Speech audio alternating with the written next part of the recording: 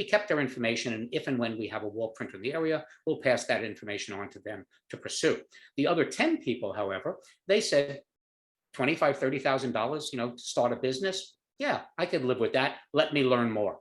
And then we go through the process. And out of getting 50 or 75 of those people, have a chance to win a 6-day, all expenses paid for trip to Cabo, Mexico. Hey, yo, this is Christian D. Evans, host of Journey with Christian D. Evans podcast. First, thanks for listening to this amazing episode. If you find this valuable, please share, like, rate, and comment in the section below and show our guests some love. Secondly, we are very excited to finally release the never before open to the public our Be Uncommon Mastermind, where you can network, collaborate, and receive one-on-one mentorship with 8- and 9-figure business owners. I have had the opportunity to network and interview top-level 8- and 9-figure business owners on our podcast, like Nick Cavuto, who produced $2 billion for his clients and works with people like Gary Vaynerchuk and Tony Robbins. Also interviewed Pascal Bachman, who has built a mid-8-figure business. Someone like Vinny Fisher, which is a 4-time 8-figure business owner. JC Granger, Mandy Ellefson, and so many more. And we have realized that many of our listeners struggle with lack of clarity in their business, lack of clarity in structure and scale of growth of their company. And it feels like you're handcuffed to a treadmill. And it's like going full speed, and you realize if you misstep once, the full thing comes tumbling down. That is why we are opening up our Be Uncommon Mastermind, where you have the chance to work directly with top-level 8- and 9-figure business owners in my network. Plus, when you schedule a call, show up, and learn more, you are entered for a chance to win a 6-day trip to Cabo, Mexico. All expenses paid for. So be sure to go to christiandevans.com/mastermind-now. And the link is actually in the description below. Make sure you go to christiandevans.com/mastermind-now. And make sure you sign up, schedule a phone call, learn more, and see if you qualify for our Be Uncommon Mastermind. Now, we are very exclusive on who we are taking on, so make sure you click on that link below. So guys, enjoy this next episode, and remember, be uncommon if you can. Cheers. Thank you so much for tuning into Journey with Christian D. Evans podcast. I'm your host, Christian D. Evans. We have someone special on today. He is known as the $1 billion man. And the reason why is because he's been able to generate double-digit growth and almost $1 billion in sales for him and his clients as well.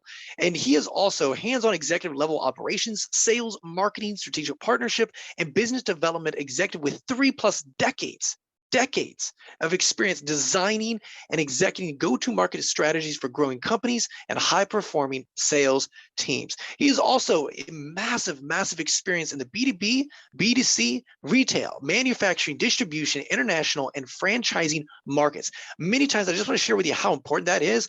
Many individuals that we have on our podcast, maybe 1 or 2 of those experts, but he's been an expert in each one of those categories, which is really, really awesome. He is also the industry agnostic and can deliver hands-on revenue support to implement and executive processes that will exceed goals in any industry for any product, service, or technology. He is currently now the founder and CEO of Wall Printing USA, in other words, known as the Wall Printer. Please welcome my guest, Paul Barron. How are you doing today, Paul? Good, Christian. So happy to be here with you and your audience, and looking forward to our conversation. Well, hey, I'm very excited as well, because like I mentioned in the interview here at the beginning here, many times we have guests on that maybe succeed in one avenue, like B2B or B2C, and they build a software company or something like that. And the thing is, you've been able to really dial in your skills at each one of these levels at a high level, industries. And so I'd like to kind of get your experience on that. If you could talk a little bit about like how you were able to really dial in each one of these industries and at the highest level. Well, thanks, Christian. Happy to do that to the extent that we can and have time. As I mentioned to you earlier when we first met, I am 70 years old, so you were kind in saying I have 3 decades. I actually have 4 or more decades of experience in these regards, and those succeeding, to use the word you used, the word succeeding is a fleeting target at best. All along the way, I, as well as most people who go on to their journeys, whether just starting out from school or college or just their life journey, and whether that be working for somebody or coming up with some type of idea, product, service, entrepreneurial venture, you're going to have a lot of steps and bumps along that path. So succeeding, while I say is a fleeting word, There's the expression, it's the journey, not the destination. There's a certain amount of truth and a certain amount of crap in that statement, because everybody does want to succeed. And at the end of the day, look back and say, this is what I've accomplished. But you learn along the way too. So even though I have worn all the hats you described and have been, as I describe myself, industry and product and service agnostic, in that it doesn't matter to me what it is. That is a result of my finding out early on the hats I like to wear, the hats I don't like to wear. A long time ago, I was when I was getting out into my journey, right out of college, I made my beer money in college by stringing tennis rackets for the athletic department. And I did so well with that I had developed such a good following that after I graduated college, even though I did proceed with my chosen path, which is to be a high school mathematics teacher, that's what my education led me towards. But I also opened up a tennis retail shop in the town where I went to school. And that became, and that leveraged that college experience of stringing tennis rackets for the faculty and community. And that grew to be 3 tennis shops over a 3-year period of time in the Hudson Valley, New York region. It was what I consider a successful venture. And that took me out of my original lifelong dream of being a math teacher to getting into the business world. And from that point, that kind of then springboarded the rest of my journey over the next literally 55 years. And so, and that journey included working for some companies, starting my own businesses. I had a restaurant for 12 years. I was in the food service and bar business for 12 years. As you pointed out, the journey includes everything from representing foreign companies and helping them launch their products here in the United States. I developed my own software product, a software company, which was a success in the 80s. Got involved in telemarketing businesses, got involved in franchising. Not that I wanted to go out and buy a Dunkin' Donuts for myself, but I developed technology that was good for franchising systems and that business model. And I delivered that and learned a lot about franchising. That every one of these steps, as I mentioned, the hats you like to wear and the hats you don't like to wear, that has to be something that you find out, if not early on, at some point in your journey. I learned that, number one, I didn't like working for somebody. I also found out early on that I didn't like managing people as much as I liked controlling my own destiny and my own path. And that really pushed me into the sales arena. Of course, when you own a business, you have to wear multiple hats. When I was in the restaurant business, I washed dishes, I tended bar, I learned how to cook, even though my role originally was just in the real estate for the building. And my partner was the food guy. But you learn what hats you have to wear, and it's important.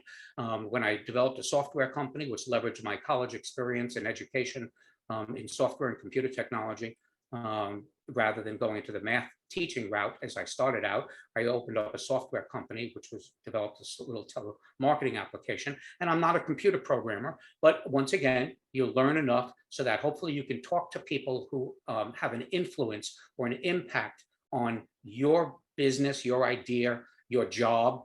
And you know enough so that you don't get thrown out of the room with somebody, even though it may not be what you do yourself. As I mentioned early on, somebody told me what the definition of a great leader was, or a great CEO. And to me, that definition still sticks and holds today across any industry, any product, anything you do. The best leaders are the ones who are smart enough to hire the best qualified people to do the job that's needed, but then wise enough to back off and let them do it.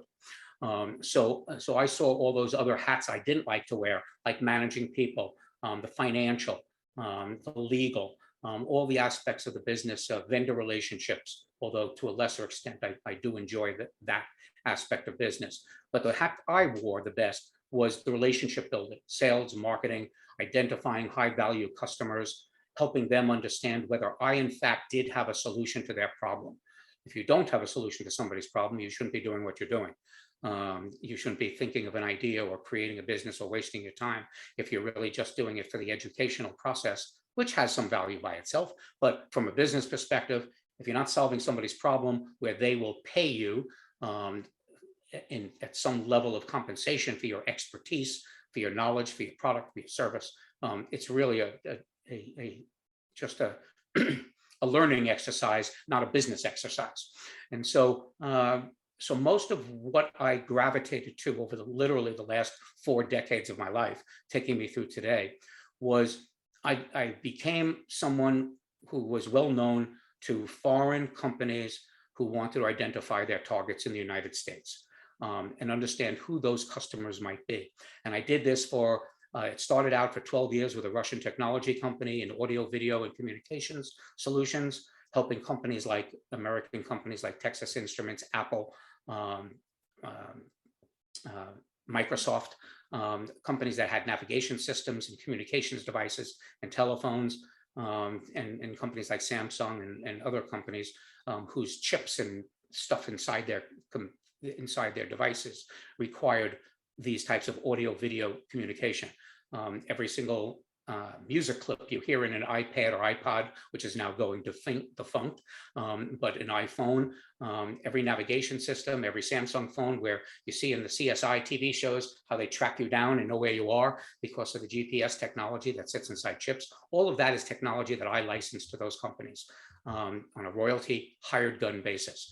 And then I went on to a baby bottle that was manufactured in Austria, a self-service dog wash that was manufactured in Australia, a headband headphone manufactured in China, and a media to communications board that was manufactured in Israel, and helping all these companies, manufacturers, developers, find their audiences in the US. I did this as a hired gun, retired several times over the years because I did well financially as a result of these relationships, but I very rarely owned a piece of the action and had total control over the product and the company. And that's something I always really enjoyed doing from my early experiences, that I kind of got sidetracked for 40 years and was working for other people, helping them with their companies and products. So in my last phase of retirement, which was about 4 years ago, I do as I always do. I surf the net, I look for interesting things. And actually I was approached by what now is a competitor of mine, a German company. No disrespect to anybody in your audience or your call that has German heritage at all. I drive a BMW. I value a well-engineered product. I cook with Henkel knives, which are the best in the world, I think. So while I value a well-engineered product, just by saying made in Germany doesn't mean, or made anywhere else. I just use that as an example, really. But just by saying made in Germany doesn't mean that the product should be worth twice what something comparable is worth. So I was approached by this German company that had a vertical printing machine. Never saw it before, never heard about this technology, which of course raises my eyebrows because after all, 70 years old, being a capitalist in nature and a consumer who, if I can afford something and it solves a problem for me, I may be interested in purchasing it for myself, for my family, whatever. I had never seen this before. So while I could not work out the deal that they presented me with, which was to represent their growth in North America, I did say, let me learn more about this. And when I found out there were only a few manufacturers of this technology, none of which were in North or South America, and I learned the reasons for that later on. But I found the oldest company who developed this technology was a China-based company. And I said to my wife, I call her, as I often do, into my home office, and I say, hey, Maureen, come take a look at this. Now, invariably, when she hears me say that, she does not come to me in my office. What she does is she cuts up my credit cards and hides the bank account because she goes, here we go again. Paul's going to invest in some crazy product or something. And here we go again. And so this time she was all in. She saw this. She thought it was cool. I did my homework. Fast forward for your audience's benefit, my otherwise long-winded stories, to the point that I was able to discern that this manufacturer had something unique, some features, some benefits that the other 4 manufacturers in the world, which was the one German company, another Chinese company, an Indian product, and an Australian product. None of them here in the North and South American markets. None of them with the qualities and features that this company had, which was the oldest in the business. So we went down the courtship path. We developed a relationship. I acquired all rights to the Western Hemisphere from them, invested heavily in the business, and created a business in late 2019. Now, for your audience's benefit, that doesn't make me the smartest or boldest person on the block because I got my first shipment of machines in 2019 in December. January 2020, we all know what happened with COVID and the world shut down. And so here I sat with a product that nobody's ever seen or heard about. It wasn't like having a fast food franchise of a McDonald's or a coffee shop or a pest control company or something that somebody could actually put their hands on and understand what it is and what it does. This was something nobody's ever seen before. And so again, while other companies were laying people off and people were working remotely, trying to figure out what they want to do when they grow up, as I often do when I wake up in the morning, here I sat with hundreds of thousands of dollars worth of equipment, a warehouse that I had just acquired, a team that I just started to grow. And again, I was all in on this. And so I spent the first 10 months of 2020 learning what it was I just bought, how to use it, how to support it, how to convert everything from Chinese into English and to Portuguese, into French Canadian and to Spanish, because those are the markets I was going to serve, train people on how to use it, and use social media to find out who wants it. Am I the only one in the world who wants this in these markets? Or can I communicate the value that I saw and how people can make money using these machines? Because my business model was to help other companies create business opportunities for themselves. We are not a franchise. We don't dip into people's pockets. We don't make themselves call themselves the wall printer. They have their own name, their own brand. We customize the printers for themselves. We do give them exclusive territories. So if they're willing to be the first kid on the block to raise their hand to say, I want to be a wall printer, we help them penetrate that market and explore the opportunities there are for printing on walls, inside, outside, on any building, in residences, restaurants, schools, hospitals, wherever somebody wants wall art. That's what these printing machines do. They take digital images and reproduce that onto a wall, any wall, indoors or outdoors. And now, in fact, 2 years down the road, we've developed floor printers that will put the same type of UV ink technology, hard shell inks onto floors, whether it be warehouse foyers of buildings or bottoms of swimming pools. We could put an image onto any kind of a horizontal surface, as well as the vertical surfaces of walls. And so anyway, that's where I am now. And again, along the path, learning the hats I like to wear and the ones I don't like to wear, I engage the customers. I help them understand the value of this business and determine whether it's for them or not. It may be a startup who wants something, who's not afraid to invest $25,000, $30,000, which is about the entry cost to get involved in this business and start a business, or they could be something of a business already looking to expand their customer base. Companies like printing companies, general contractors, painters, photographers, muralists, who just want different ways to put their art onto walls and let their talents do what they do. I'll take a pause and let you ask me any questions that you want. No, I appreciate all that information. And, one of the things that I always found very interesting, definitely in marketing a new product, right? A lot of times, definitely going over the West or any industry, you always want to basically find a product that's already somewhat moving and then just maybe optimize it. And this is a brand new product in these markets that people were not searching. They're not looking for it. So it's almost like you had to create the demand a little bit for it. And I always find that very interesting. So I'd love to talk a little bit, Paul, how you've been able to help produce demand. You have to train, educate on what you have, and then produce the demand, say this is why you need it. And then of course, obviously sell that on the back end. So I'd love to kind of talk a little bit about that in regards to the wall printer. Sure, Christian, thanks. And by all means, rein me in at any time if I drift afield. And I want to make sure that I'm answering you correctly and to your question. So you talk about creating the demand or identifying the demand.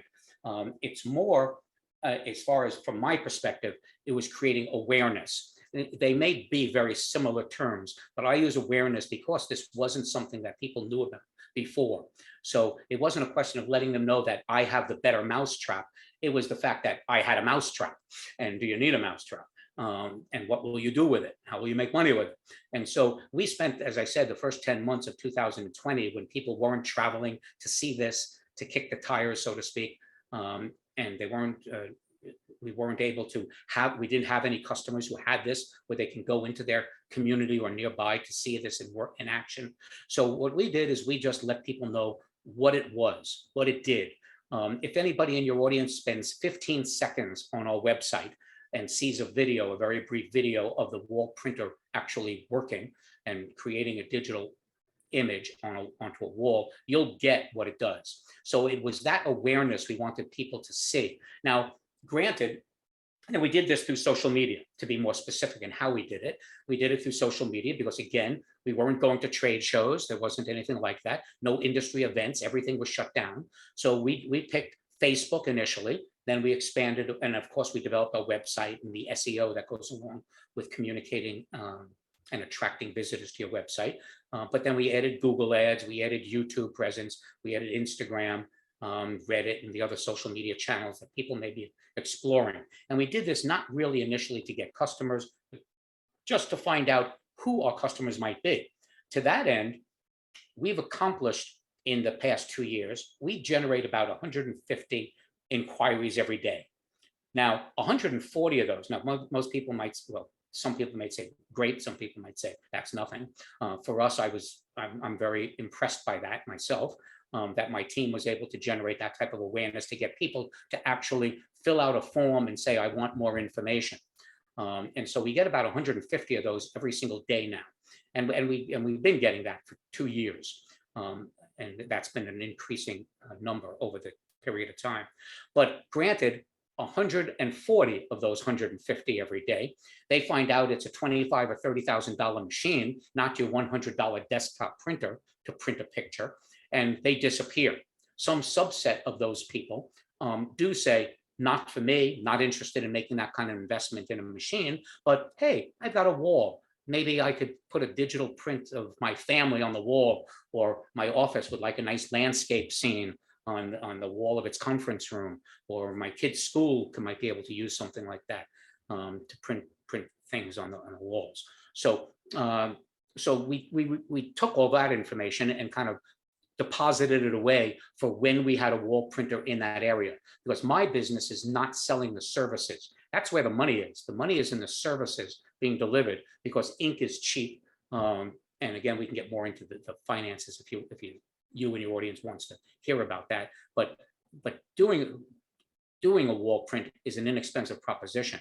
But the revenue is very high margin revenue. So out of those 140 people that didn't want to buy the printer, we kept their information, and if and when we have a wall printer in the area, we'll pass that information on to them to pursue. The other 10 people, however, they said $25,000, $30,000, to start a business. Yeah, I could live with that. Let me learn more. And then we go through the process. And out of getting 50 or 75 of those people, one of those will end up actually becoming a customer of ours and result in a transaction, because they do fit the profile of somebody who could be successful. So, and like almost any business, Christian, it's a numbers game. The more we put out there, when we've increased our exposure and our awareness campaigns, we get more leads, we get more results, we get more customers. And again, we balance that with how many customers we can support in our growth cycle. But we do provide exclusive territories, because we believe that those people who raise their hands first deserve the opportunity to develop their business without interference, without obstruction. They get rewarded for that commitment, and we sell only printers to them, and inks and everything else to support the printers to them. And we do that by population. It starts with an area of about 300,000 people is what we define, mainly because I have a 5 to 10 year growth plan for the company that will result in over 1,000 customers out there with wall printers as businesses. And since the US, just to take the US out of the whole North and South America, we've got 300 million people. I took 300,000, which is this ideal market size for a company who can grow to have 1, 2, 3 wall printers out there in the streets in that community, and 300,000 into 300 million, easy math, 1,000. That's the use of my college education. And so that's my goal, is to have at least 1,000 wall printers over the next 5 to 10 years. And today we are very blessed that COVID did lighten up to the extent, it's not over yet, but it did lighten up to the extent that we do have over 75 businesses we put in place in the past 18 months. New startups, some using this as an adjacent add-on to their existing business. That might be, as I mentioned, painters, photographers, general contractors, muralists, what have you. But that's what we've been doing. That's where we are. and pretty proud of the team that I put together to support our current customers. And That's I awesome. That's hope awesome. that answers your Yeah. question to some Yeah. extent. Oh, yeah, it does. And so let's kind of like talk a little bit about the customer base as well, because I mean, I like the concept of awareness, right? Because I do know that it does take a while to create that demand, create that awareness. So then you see the demand. Now, you did mention something. So it was more of painters, muralists. Those individuals are the ones that it seems like you really dialed in, and that was your avatar or your client that you'd love to service and help with, and obviously have you leverage them as like a business partner more so than just trying to sell them the service itself. And so let me ask you, Paul, in regards to like with this adventure here, what were some certain skills that you acquired running other companies in the B2B, B2C, retail manufacturing industries that helped you now be able to deploy this business effectively in really collapsing timeframes because you had those certain other skills? I'd love to hear about that. Yeah, well, above everything else, honesty. I sleep very well at night because I'm honest about the capabilities and the potential and the opportunity presented by wall printing, just as I was for any other company, service, product that I represented in my past lives. It's important to understand that if you do have that solution to somebody's problem, or you approach them with something that they hadn't seen or heard about before, like a wall printer, and want them to understand the value that it might present to themselves and their future dreams and or existing business. And let me just, I'll get back on that track in a second, but provided I can remember. But I will say that those painters, photographers, muralists, that's not our it is a customer. It is not the ideal customer. It is not the majority of our customers. We also learned who should not be doing this early on, and whose expectations could not be met. And again, that ties into the answer to your current question here about who that audience is and what we've learned from it, and who we dial in on. We learned that printers and signage people, for example, they have these $125,000, $150,000 flatbed printers that produce great photo quality artwork or photo quality text on people's signs and posters and banners and invitations and things like that.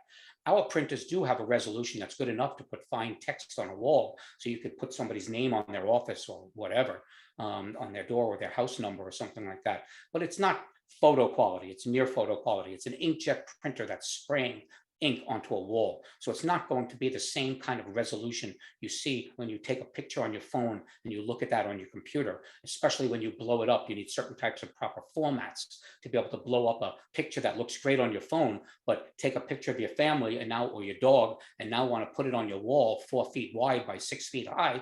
It's not going to look too good unless it's the proper formatted picture and digital image. So all of these types of things are taken into consideration, which actually made more of the startup or people that were in the construction business who were used to hauling machines around, painters, house painters, commercial painters. These were more in tune with who the successful wall printer turned out to have the best opportunity for success. And I lied. I went off track, and I don't remember what the original question was. No, I appreciate actually you clarifying that a little bit, Paul, because I did want to really emphasize a little bit kind of when you were dialing in the client. Okay, did you leverage some of the data that was already there from other, Asia and other countries that were leveraging this, Thank you. or was it more of just like, hey, I'm going to push it out to this, over the West over here, and then being able to say, okay, well, the data is showing us that, hey, this client is more so than others. Well, yes, thank you for reining me in again. It redirected me. So yes, as I first responded to that question, when I remembered what it was the honesty. It was the ability to be able to sleep well at night, knowing that you communicated something that your customers would find value in and be able to understand how to do, and we could train them and bring them and their business to fruition. When I say honesty, we set expectations appropriately based on the capabilities of the machines, what they can do, what they can't do. They're not designed to paint people's walls. They're designed to put artwork onto that wall. These are machines that have a particular a particular technology. And my past experiences, again, what I leveraged for this venture was really just the ability to communicate that solution to people, to be able to be a trusted resource. That's my best response to what I'm doing now and what I did in past lives.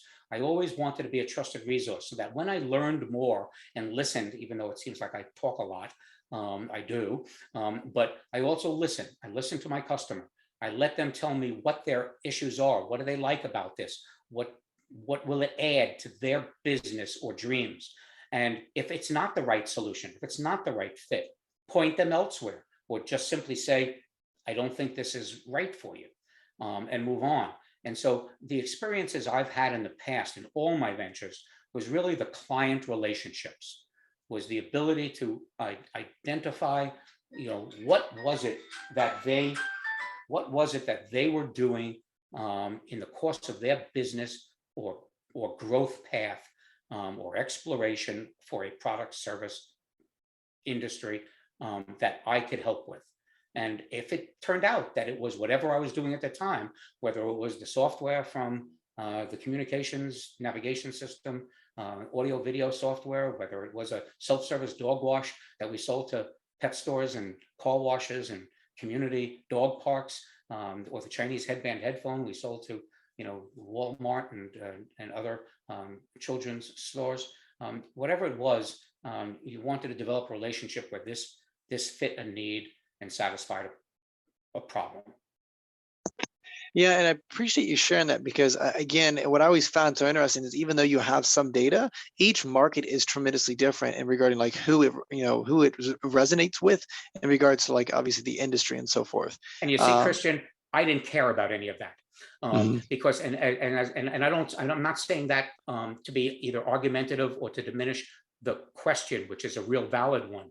But in my particular case, it was all about the people and the relationships. It was never about the product or the service, which is why I describe myself as industry agnostic. I didn't care what it was. I cared about who wants it, who will benefit from it, and then explore that further. And I've always felt confident enough that, and it doesn't necessarily go to sales. It goes to vendor relationships. It goes to suppliers. It goes to sourcing, logistics, everything else. I've always felt confident enough that if I had to get a product from here to there, or I had to find out what something needed to be whole, I could find those component parts and sources and help, whether it was my product, my company, or somebody else's. I was always wanting to be available to achieve the goal. And so, that's really where my lane, where I serve best, not only for my company and my employees and my customers, but that's also been my focus over the years. Well, you say something very interesting because it is about relationships. And what I've noticed definitely in the B2B world, even the BC world right now, you have to have some sort of relationship. And that one of the things that I've noticed, like in the e-com space, is that a lot of influencers are leveraging e-com side of things because that's relational, right? It's just leveraging social media. So let me ask you, Paul, at what point did you start really dialing in that skill? And what are certain tips or things that you recommend to really keep that relationship? Because it's intentional, right? Definitely in the B2B world, keep that relationship, engage that relationship, because it's like a marriage, right? It goes up, it goes down, but you have to make sure that you're long term with it. So I'd love to kind of get your response on like, okay, how are you able to effectively create such strong relationships in these business ventures that allow you to really grow to that next level? Well, great question, Christian. And I think it really comes down to communication and support. Being willing, as I mentioned a moment ago, being willing to listen to your customer to find out, are you servicing them correctly with your products, or can you add value in any other way? And by constantly following up, most salespeople, fortunately for those that are successful, most salespeople who are not successful, they stop at the sale. They look at that as the big win. They celebrate it. They applaud it. They move on to the next one. Early on in my career, I was involved with providing technology to the telemarketing arena, and nothing was more true than that it was such a numbers game that, once they made a sale, moved on to the next one, and they didn't care how many no's they got from somebody. They just wanted to get to that one yes. And then that was it. It didn't matter whatever they bought afterwards. They were just looking for their commission and the reward from a sale. For me, I did that very early on in my career, and I felt no satisfaction long term from that. The satisfaction I always got, and what gave me the most pleasure and the most rewards financially, was in terms of the follow-up. Learning more about the customer, learning how are they using your product, are they successful with it, are they a referral source for others, which got me more sales from other people. There's nothing easier in sales, and a lot of people don't get it, but there's nothing easier than sales than making one customer happy and using them as a testimonial site for others, to be able to look at and see their success and want to be that success themselves. And so I learned that early on too, not to concentrate on the sale, but on the support of that sale, and to leverage that then to show other people how they too can be successful, and to better dial in, to use the expression, on who that ideal customer will be for the second, third, 100th sale. Well, why I'm bringing this up so powerfully, and why I want to foot stomp this, is because, see, I see this definitely in the marketing industry so much, is that it just becomes, like you said, transactional, where, okay, hey, my job is to just sell you on that one thing. But the reality is that lifetime value of that customer long term can just be beautiful.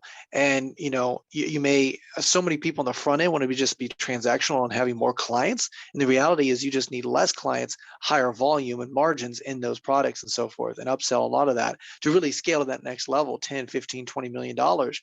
And what I always find very interesting is it just does come down to relationships. That's one of the reasons why I asked that, because I see definitely in the B2B world, almost like 75-80% of the sales come through relationships or network, more so than just cold audience, and definitely the B2C and e-com.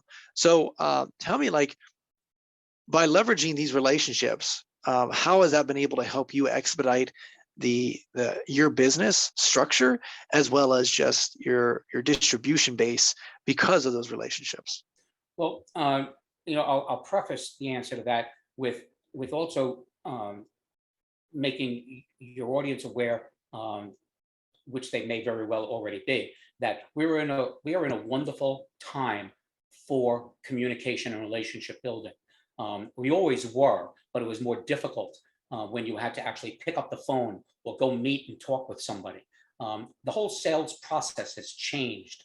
In fact, I do every semester, the local university here, I do a lecture. They invite me to do what I've called the new rules of selling, because over the years, whereas, and I'll use an example of buying a car. You'd go to the car dealer, you'd see cars on the road, you go to the car dealer, you do a test drive, then you negotiate prices and you do all that kind of stuff.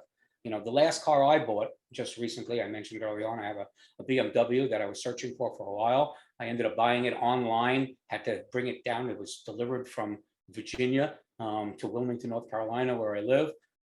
It ticked all the right boxes. I negotiated the price and everything else, got all the information I needed. I did have the opportunity to put my final stamp of approval on it when I saw it, and I actually had it here. But basically, the entire sales process was already done. The marketing was already done, by the company that introduced the service to me. And so today, and you used to pick up the phone, you used to do a lot of calling and a lot of calling back, and even printed communications and letters and all of that. Well, the beauty of today is not only can the relationship be initiated, with phone calls or an online presence or a chat, or an email, or somebody filling out a form and expressing their interest, but the follow-up, it could be automated to some extent. But to continue to keep you top of mind in front of a customer, we have the technology today that enables us to do that follow-up and that aftermarket homework that every sales and marketing person should do, and every business should do, to keep those touch points going with your customer. If you take advantage of the technology, a lot of people don't, which is a mistake. But we have the opportunity. It's no different than it was back when you used to call somebody up on the phone and tell them about your product or service. Today, you have chat, you have email, you have comments, you have reviews, you have the same ability to interact with your customers and actually exponentially if you take advantage of these types of things. So it's using these tools that are available to us today and that I've used in my current business that have allowed me to go from zero to over $3 million of sales in the first year, and growing to 75 plus customers today that have been put in business with the wall printer. So it's effective. It works. Of course, it has to be backed up by a product and support and service and everything else that sustains the relationship.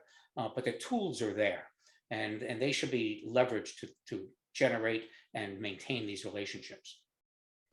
So with your structure a little bit, so when you find a distributor, do you also, because I know that they are not part of your brand specifically, but they're also part of your product, right? And so with that, do you help them with the customer acquisition, right? And like the fulfillment, the systems, the processes, what does that look like? How involved are you in that and getting them Sure. kind of like a done for you? Yeah, I can describe that to you in detail, but I'd have to kill you then. But seriously, we try to, once we have a customer, we are, as I mentioned earlier on, we're not a franchise, so we don't give them a website, we don't give them source material. They do have to buy their inks from us because our inks we manufacture ourselves here in the US, and they're specially formulated to work in our printers, so the printers will work flawlessly day in and day out. We don't gouge our customers on the price of these parts or the inks that they need, but by making them use our inks, we maintain the warranty and the support because we know our printers work with those products. And so we do feed them, if you will, content. Because it is new technology. Wherever somebody raises their hand, I always tell people when they're in the sales process, if you really like this technology and you think it's right for you, there's good news and bad news. The good news is you'll be the first one in Columbus, Ohio to be the wall printer. The bad news is you'll be the first one in Columbus, Ohio to be the wall printer. So it does have to be marketed. It does have to be that brand awareness that we're doing on a B2B level has to be done by our wall printers on a B2C level. Or it may also be B2B when you're talking about servicing a restaurant or a school or something like that. But I consider that a consumer sale still, because that's the end user. And maybe that's a better expression than consumer. The end user might be a residence, it might be a commercial building or enterprise. But that brand awareness, that service awareness is done at the local level, whereas our brand and service awareness is done on the global level for the machines themselves.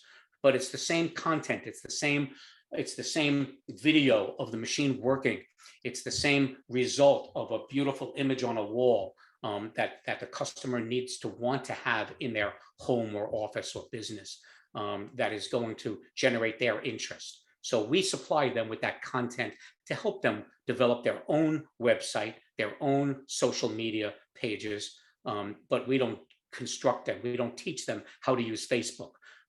That's something that they're on their own, and there are plenty of resources out there for people to do under the basic umbrella of being in business in 2022. These are the tools of the trade of anybody who wants to make somebody aware of what it is they do. You've got to be able to have that website. And it's not just if you build it, they will come. Nothing could be further from the truth. That's not going to happen. There's a lot that goes into it, not the least of which is a marketing budget and spending money on advertising and posting images and everything that goes along with marketing.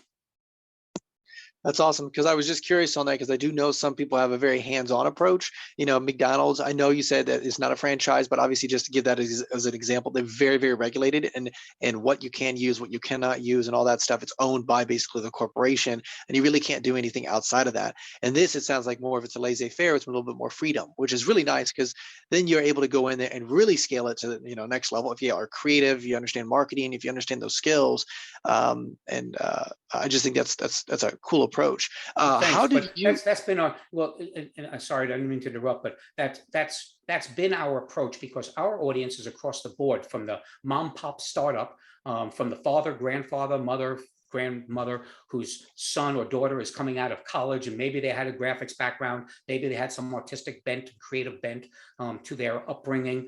and to what they set their sights on for their career path, but not sure exactly where to go with it. Many of these people were willing to invest $25,000, $35,000 in their child's future to put them in business and put them in control of something, because maybe they've had some experience as a general contractor or a business owner and want to partake that or impart that to their child. At the same time, you've got the established businesses that may be in this business and related to it, where they want to expand their customers, expand their revenue by leveraging their customers and selling them something else. The painter is a great example. You go in, you paint the walls all white or eggshell white in somebody's home, and now you've learned that they've got a child who's really into dance. They got a son who's into sports. The father loves the New York Rangers and wants that logo in his office or something, or in the garage. And the family wants a nice, family portrait or just a nice beach scene in another room. So now the painter has learned who his customer is and says, I could put this image on that wall in your child's bedroom. Would you like that? And so there's that market. And then there's just the business owner who sees this as an opportunity, like the guy who buys a McDonald's franchise. The guy who buys a McDonald's franchise is not somebody who loves hamburgers and French fries. He's somebody who, or she is somebody who sees the business opportunity for that real estate and for that business revenue model. And they're willing to invest the $1 million+ that it costs to be in a business that's got 50 years of goodwill established behind it, and a name that's been well marketed, and a process that should be duplicated. With me, as you mentioned, Christian, I'm looking at all these varied types of customers that are ideally suited for the wall printer. It's not just one type. And so even though some will be more successful than others, some will grow more. The one who just wants one wall printer and establish a good business for themselves, doing wall prints for customers, and only have one wall printer, they can be successful. Not my ideal customer. I'm looking for somebody who wants to hire people and buy 2, 3, 5 wall printers and really get out there in the market and service it to the extent that it can be serviced for the opportunity.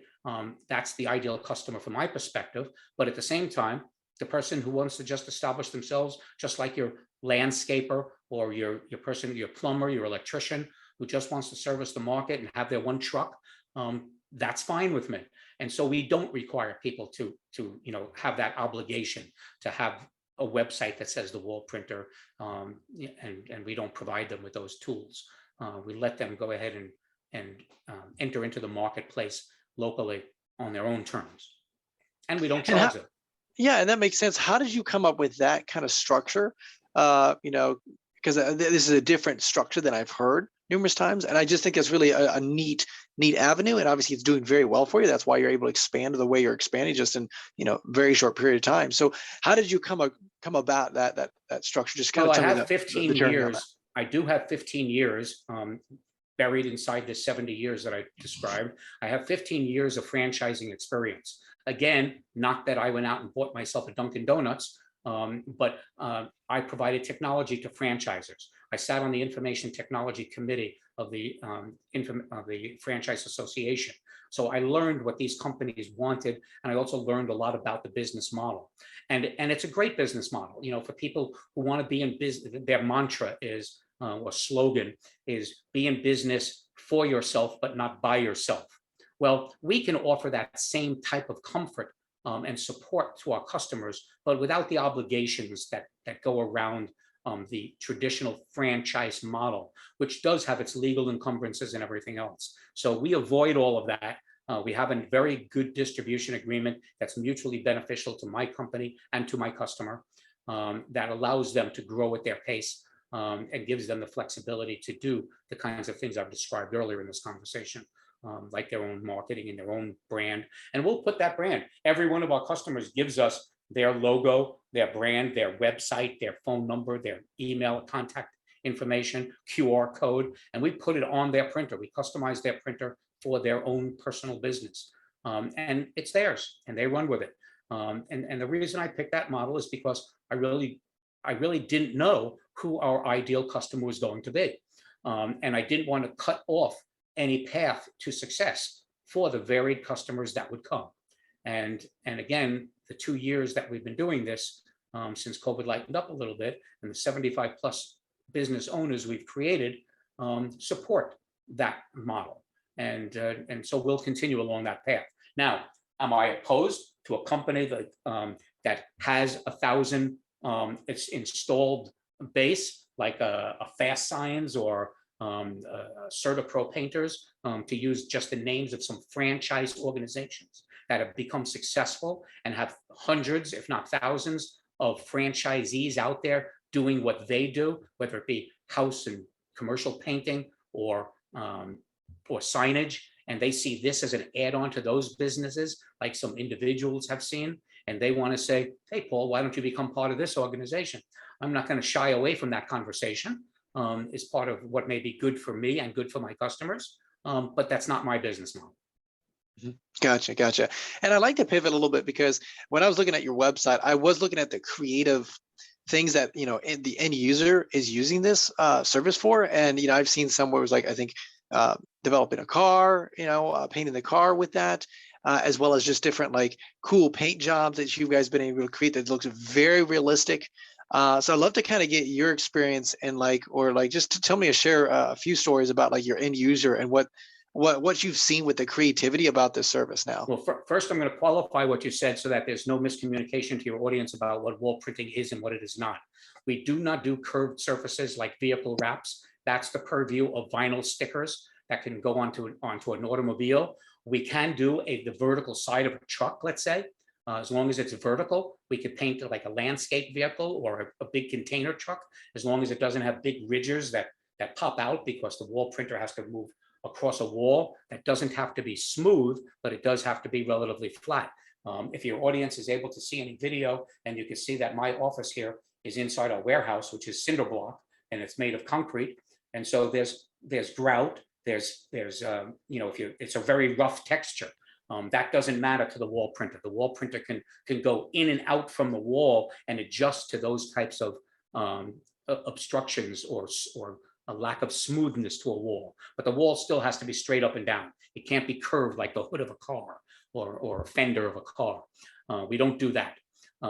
We also don't go edge to edge. So we don't compete with people who want to put wallpaper or vinyl stickers up against a wall. On the other hand, you can't put vinyl stickers or wallpaper outdoors, where you can paint any wall surface outdoors and not cover over the wall itself, which of course you do with wallpaper and vinyl stickers. You cover over the surface. You don't do that when you're painting an image.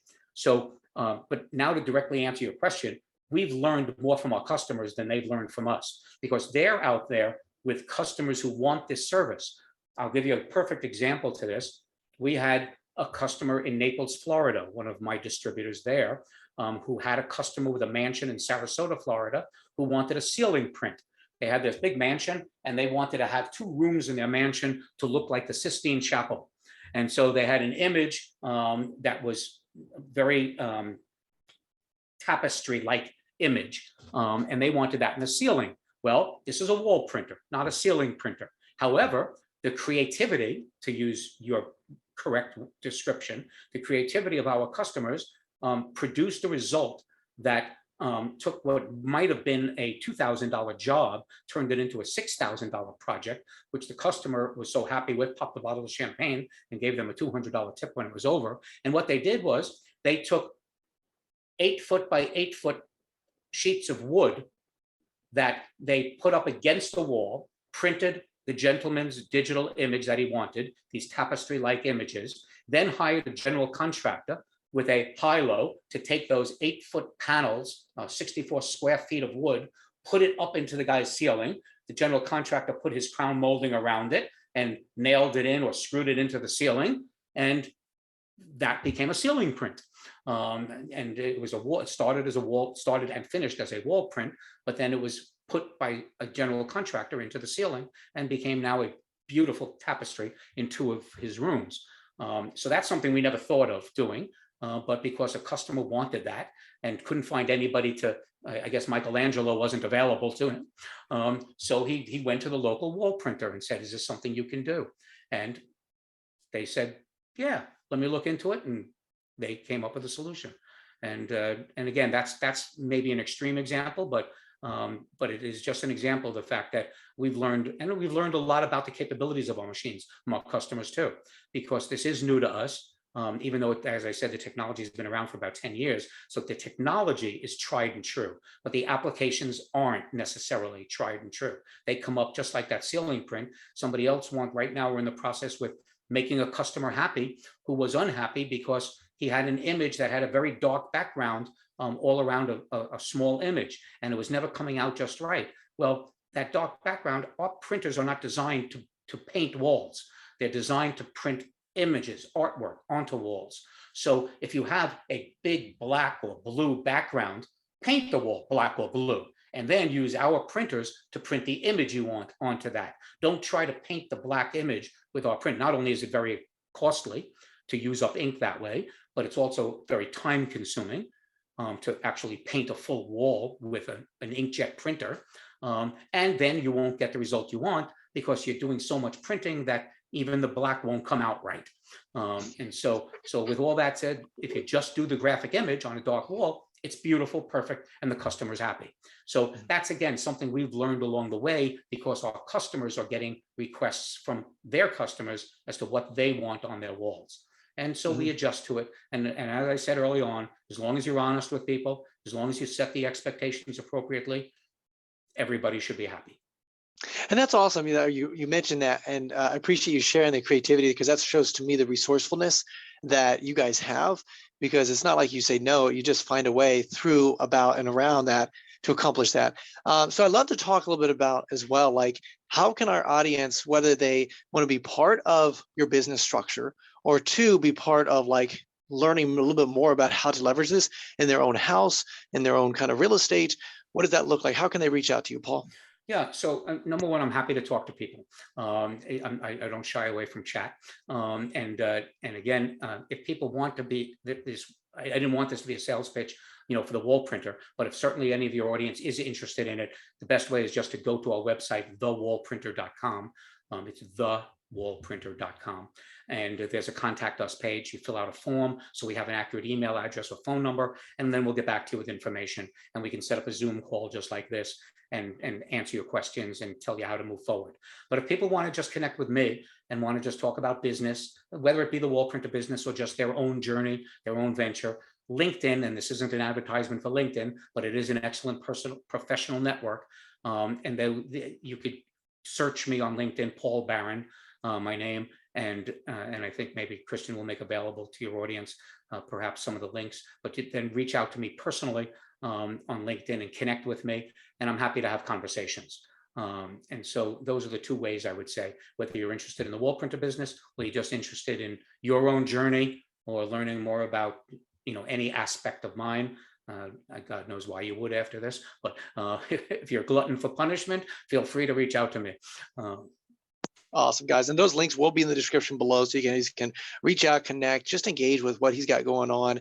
And just, you can hear the creativity that other customers have had. And again, you can leverage this either as another business income stream or as well as, just their service. Paul, again, I just appreciate the value that you brought, not just, talk about the wall printer, but also explaining like the skills that you've acquired in every single different industry that you've been able to, really conquer. As well as just like the detailed systems and process that you've been able to implement to really scale your business now. So I really appreciate that. Now, Paul, before we let you go, is there any last words of wisdom that you'd like to share with our audience? I don't know how wise I've become over the years, but I will share that you should follow your passion. If you can't be passionate about something, you cannot communicate that to somebody else.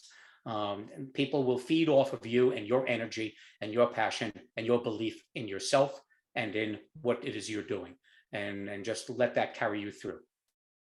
That's awesome. Awesome. Guys, that is Paul Barron. And guys, that is Journey with Christian D. Evans podcast. And until next time, be uncommon if you can.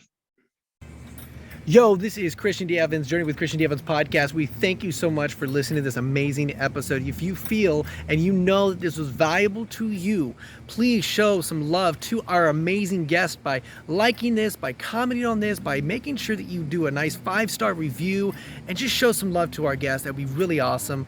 Also, make sure you share this with a friend, a family, a colleague, someone that you believe would bring value to their life right now. And guys, we just want to say thank you again for just being part of our community. If you want to have more resources, don't be afraid. Go to christiandevans.com. You can actually schedule a phone call with me, or you can send me an email at christian.evans@beUncommonIfYouCan.com. That's christian.evans@beUncommonIfYouCan.com. Always love to hear some feedback, and let me know what is the number 1 or 2 things that you are struggling in your business and your life, and we'll make sure we have those conversations. Guys, that is Journey with Christian D. Evans podcast, and until next time, remember, be uncommon if you can. Cheers.